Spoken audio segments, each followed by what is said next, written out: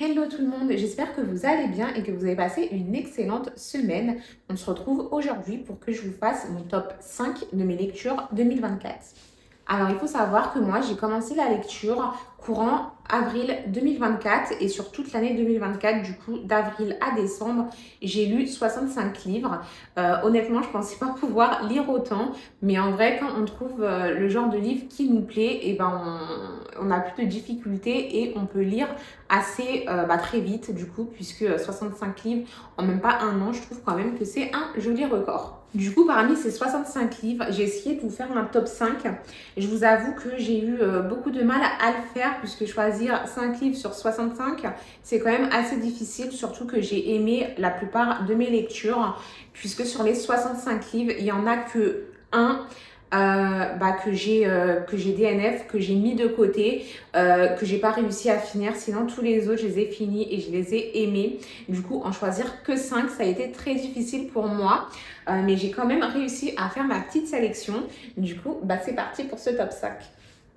Alors, du coup, à la 5e place, on va retrouver la duologie Carnage de Shai Carotte qui a été édité aux éditions Contredire. C'est ma dernière lecture de 2024. Enfin, peut-être pas la dernière, mais en tout cas l'une des dernières de mes lectures 2024. Alors là, j'ai que le tome 1. Non, j'ai le tome 2 parce qu'en fait, le tome 1, je l'avais acheté sur ma Kindle. Et en fait, j'ai tellement aimé l'histoire et la beauté du livre que finalement, j'ai acheté le tome 2 et il faudrait que j'achète le tome 1 pour pouvoir les mettre dans ma bibliothèque et qu'il soit au complet. Alors, dans ce livre, on va suivre l'histoire d'Erin, qui est une fille de milliardaire et en même temps une grosse influenceuse. Du coup, autant vous dire avec des millions d'abonnés, autant vous dire qu'elle est pétée de thunes. Et malgré ça, elle est profondément malheureuse. Du coup, on va suivre l'histoire d'Erin qui va se retrouver un jour au mauvais endroit, au mauvais moment et qui va être mêlée du coup à l'un des plus gros gangs de Los Angeles. Derrière cette histoire, il y a aussi un aspect politique à cause de ses parents, mais je ne vous en dis pas plus pour pas vous spoiler. En tout cas, faites attention au trigger warning. Je tiens à préciser que c'est une dark romance et qui n'est pas faite pour tous les âges, puisqu'il y a beaucoup de violences sexuelles, il y a de la violence physique, il y a de la violence morale. Du coup, faites attention à vous, je tenais quand même à le dire avant de continuer ma vidéo. Donc, si vous êtes sensible ou trop jeune, ne lisez pas ces livres. Moi, si j'avais eu une fille, honnêtement, je n'aurais pas du tout acheté avant ses 18 ans, je pense, puisqu'on parle, ce livre parle de beaucoup de traumatismes. Donc, voilà. Mais en tout cas, ça a été une très bonne lecture. J'y suis rentrée très rapidement, même si Erin, sur le premier tome, je l'ai trouvée très enfantine avec des réactions que je ne comprenais pas du tout. Sur le deuxième tome, elle a beaucoup mûri et puis du coup, ça fait plaisir. Donc, si vous aimez la dark romance, je vous conseille Carnage, qui est quand même une assez grosse dark romance. Pour tout vous dire, j'avais vu des vidéos dessus et je pensais pas le lire parce que je pensais qu'il était un peu trop dark pour moi, mais finalement, ça a été une très bonne lecture puisqu'il est dans mon top 5 2024. Du coup, voilà pour le 5e. Alors, ma 4e sélection de mon top 5 de 2024, ça va être la trilogie The Ravenhood de Kate Stewart, écrite aux éditions Chatterley. Alors, cette trilogie, je l'ai lue sur ma Kindle. Du coup, je ne l'ai pas en livre papier, mais je vous mettrai les images juste ici, je pense. Dans cette trilogie, on va suivre l'histoire de Cecilia, une jeune femme de 19 ans qui a vécu seule avec sa mère toute sa vie et à l'âge de ses 19 ans, elle va devoir aller rejoindre son père pour une durée d'1 an afin de travailler avec lui et de pouvoir bénéficier de son héritage. Et pendant cette période, elle va faire la rencontre de Sean et Dominique ainsi que leurs amis. Du coup, c'est un harem inversé. Du coup, elle va se lier d'amitié avec tout ce groupe et elle va essayer de découvrir tous leurs secrets puisqu'il y en a beaucoup. Du coup, en dehors de l'histoire d'amour, vous allez voir qu'il y a beaucoup de secrets, beaucoup de politique aussi. J'ai adoré cette trilogie. Le premier tome, il met vraiment dans l'ambiance. Le deuxième tome, il m'a fait pleurer toutes les larmes de mon corps. Il a vraiment été très bien écrit. Et le troisième, c'est la fin.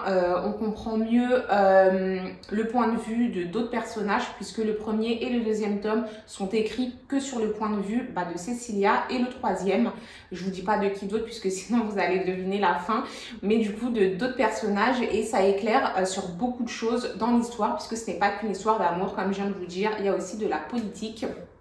Du coup, c'est une trilogie que j'ai beaucoup affectionnée, même si au début, je pensais pas la lire parce que les harems inversés, c'est pas du tout mon délire et j'aime pas trop ça. Mais finalement, ça a été une très bonne lecture. Comme Carnage, c'est une dark romance, du coup, faites attention, ça traite de sujets sensibles et de traumatisme. En tout cas, si vous êtes comme moi et que vous n'aimez pas trop les harems inversés, n'hésitez pas à lire ce livre parce que je trouve que ça a été très bien fait, ça a été très bien amené. On ne se sent pas mal à l'aise ou quoi que ce soit. Du coup, n'hésitez pas. Alors maintenant, on va s'attaquer aux choses sérieuses puisqu'on va s'attaquer à mon top 3 2024. Et pour ma troisième sélection, j'ai sélectionné Mile High de Liz Tomford qui a été publié aux éditions Chatterley. Alors dans Mile High, on va suivre l'histoire de Stevie qui est une hôtesse de l'air et qui va faire la rencontre d'un hockeyeur, un hockeyeur célèbre de Chicago, il me semble, ou de New York, je ne me rappelle plus. En tout cas, c'est aux États-Unis et on va suivre leurs histoires d'amour. Alors, il faut savoir du coup qu'au début, ils se détestent. Alors, c'est un petit pavé, du coup, il se passe plein de choses quand même. Mais pour le coup, il n'y a pas de politique, il n'y a pas de gang, etc. C'est vraiment une histoire d'amour. C'est un bonbon. Il se lit super vite, malgré les 700 pages, je crois qu'il y a. Ouais. Il se lit super vite, c'est doux, etc. Même s'il y a des petites histoires, ils se disputent dans la vie. Enfin voilà, c'est une pause dans la dark romance et j'ai adoré ce tome. Puisque du coup, il faut savoir que c'est une saga et il y en a 5. Le deuxième tome, il sort dans quelques jours, le 16 janvier. J'ai très hâte de le lire puisque apparemment pour ceux qui ont fini la saga et qui ont lu les autres tomes en anglais, le 2 c'est le meilleur. Donc j'ai très hâte parce que le tome 1 je l'avais adoré. Alors si le 2 c'est le meilleur, j'imagine même pas comment je vais kiffer. J'ai très hâte. Du coup il y a 5 tomes. Si vous aimez la new romance, etc., les choses toutes douces, n'hésitez pas à lire My High. Et il faut savoir que Stevie, c'est une plus size, ce qui veut dire qu'elle est en surpoids. Et c'est vrai que ça fait plaisir dans les bouquins, autant que dans les séries, d'avoir des personnages qui n'ont pas une taille mannequin. Ça permet aussi de plus s'identifier. Du coup, un pouce bleu pour l'autrice qui n'a pas mis que des tailles mannequins dans les livres. Alors en deuxième position, j'ai choisi la trilogie Heart Players d'Alice Desmerveilles, éditée aux éditions Plume du Web. J'avais adoré cette saga. Pour le coup, c'est une trilogie qui se passe dans l'univers du football américain et en particulier pour l'équipe des Giants à New York. Du coup, on va suivre différents protagonistes puisque un tome parle d'un des joueurs de football américain. J'avais adoré le premier tome. Je vais pas vous dire exactement de quoi ça parle, mais c'est pas une dark, pour moi c'est pas une dark romance, mais on va traiter de sujets sensibles, de traumatisme. Du coup, pareil, si vous êtes trop jeune ou sensible, enfin même pas sensible puisque en soi même si on est sensible, on peut lire ces livres parce que c'est pas hard. Mais si vous êtes très jeune, j'ai des conseils quand même. Puisqu'on va traiter de traumatisme assez lourd quand même. Du coup, j'avais adoré le premier tome. Je pensais que j'allais pas pouvoir lire les autres, puisque c'est vrai que moi, quand on me fait des sagas avec des protagonistes qui changent à chaque tome, j'ai du mal, puisque je m'attache aux personnages et pas forcément aux personnages autres que les protagonistes du livre. Du coup, j'ai mis beaucoup de temps à lire le tome 2 et je l'ai bien aimé. Et j'ai mis encore plus de temps à lire le tome 3 puisqu'il parlait d'un des protagonistes que je détestais. Je le trouvais détestable, je ne pouvais pas me le voir. Finalement, je l'ai lu parce que j'ai une amie qui m'a dit non mais il est génial et tout.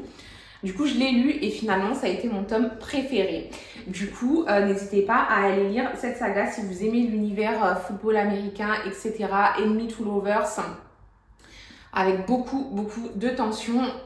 Cette trilogie, elle est vraiment géniale, bien écrite. Je les ai lus chacun, je pense, en 24 à 48 heures. Du coup, c'est que j'ai vraiment adoré, même si j'avoue qu'un livre, je passe rarement une semaine dessus. J'ai adoré, ils se lisent tout seuls et ils sont pas très gros puisqu'ils font environ, je vais vous dire ça, environ 500 pages. Du coup, ça se lit facilement. Du coup, si vous aimez la romance, les ennemis to lovers, la tension, n'hésitez pas à commencer par ça. Et maintenant, on passe aux choses sérieuses puisque du coup, c'est ma première sélection de l'année 2024. Et j'ai choisi la saga The Devil's Son de Chloé Waterland, publiée chez Plume du Web. Alors du coup, ils sont juste ici. Alors dans cette saga, on va suivre l'histoire d'Avalon, une jeune femme qui rentre à l'université et qui va faire la rencontre d'un gang sur le campus. Contre toute attente, elle va se lier d'amitié avec les membres de ce gang et bien sûr, elle va trouver l'amour parmi eux. En sachant qu'elle va être un petit peu, il y a de la proximité forcée, enemy to lovers, il y a beaucoup de tension, il y a beaucoup de rebondissements puisque ça tourne pas qu'autour de l'histoire d'amour également, il y a vraiment une histoire derrière. Le 3e tome, il m'a fait pleurer toutes les larmes de mon corps. À la fin du 1er tome, on se rend compte, il y a un plot twist quoi, on se rend compte de quelque chose et on est là, oh, non c'est pas vrai. Du coup vraiment cette trilogie elle est géniale, comme je vous ai dit le 3e tome il m'a fait pleurer, le 4e je me suis dit oh mon dieu mais comment c'est possible, et là on attend, je pense que tous les fans de ce livre attendent avec impatience le 5e tome qui sort en juin je crois, et c'est le dernier tome. Du coup si vous souhaitez commencer cette saga n'hésitez pas puisque du coup elle est presque finie et vous n'aurez pas besoin d'attendre des mois et des mois avant de lire la suite. Du coup, voilà pour mes coups de cœur de l'année 2024. J'espère que la vidéo vous aura plu. Si jamais vous souhaitez que je vous fasse une deuxième partie pour avoir mon top 10, n'hésitez pas à me le dire en commentaire. Parce que c'est vrai que sur 65 livres, c'est difficile d'en sélectionner que 5. Puisque comme je vous ai dit au début de la vidéo, il y en a beaucoup que j'ai aimé. Mais je voulais pas que la vidéo soit trop longue non plus. Du coup, si vous voulez une partie 2, n'hésitez pas à me le dire en commentaire. Et si vous voulez que je vous fasse à la fin du mois mes lectures du mois de janvier, n'hésitez pas à me le dire non plus.